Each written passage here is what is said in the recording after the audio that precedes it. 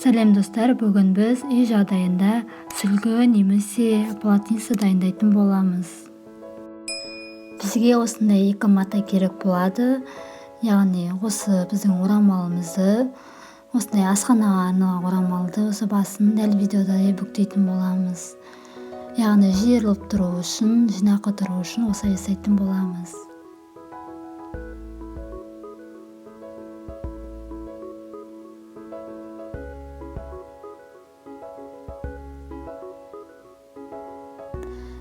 Дәл осы матаны, дәл осының көз мөлшерімізбен, яғни 15 сантиметрдей бас жағына осындай алып тігетін боламыз. Ең алдымен өлшеп аламыз.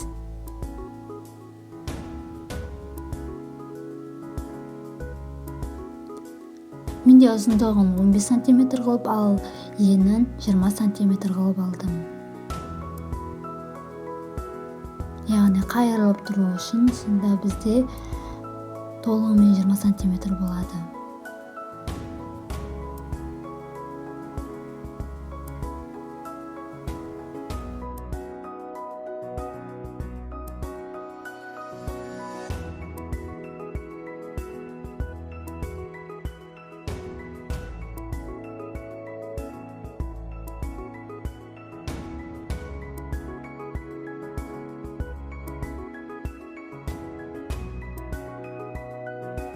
Міне матамызды қиып дайындап алды. Ең алдымен осы екі шетін ішіне қаратып бүктетіп, екі жағын тігіп шығатын боламыз.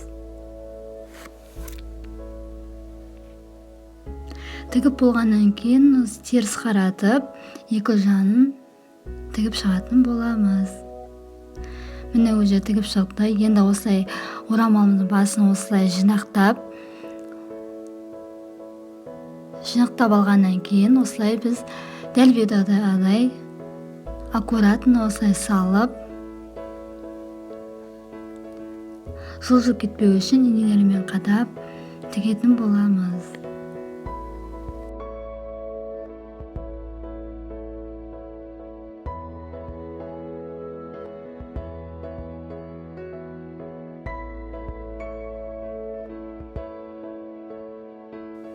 Міне достар, тігіп болдық.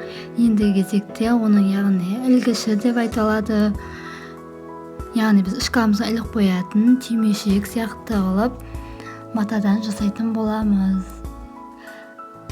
Ең алдымен осы матамызын өлшеп аламыз. Менде общий 10 сантиметр алдым, яғни қайырылғанда 5-5-тен 10 сантиметр кетті.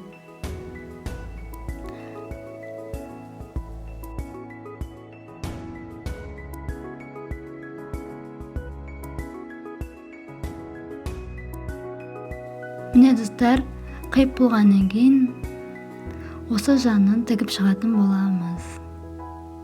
Міне тігіп болды. Енді оны оң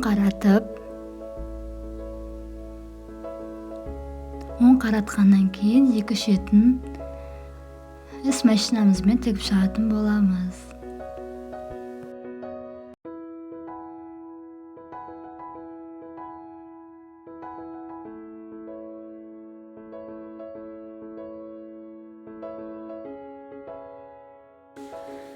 Екі жағын тігіп шықтық. Енді кезекте дәл осылай видеодағыдай артын тігетін боламыз. Ал алдыңғы жағын ілгекпен немесе осындай матаға арналған жапсырғыштармен жапсыруға болады. Міне достар, енді мен тігіп шықтым. Енді ілгегін осылай дұрыстап өлшеп алып тігетін боламын.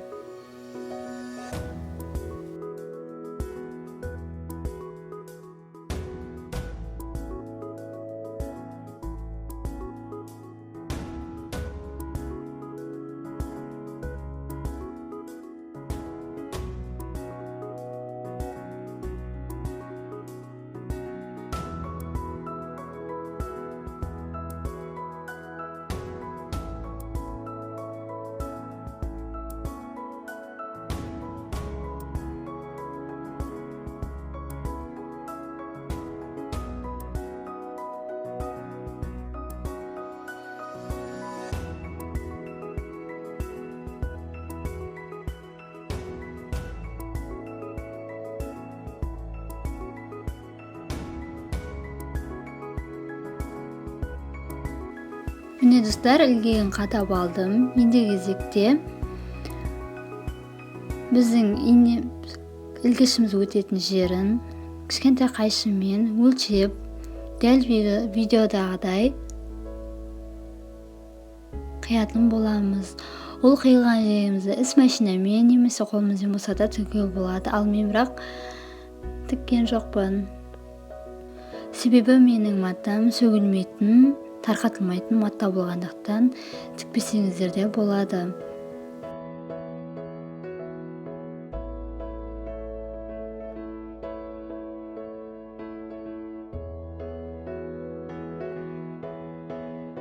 Міне достар, менде сүлгім, яғни пешке арналған орамал десек те болады. Міне менде бәрі дайын.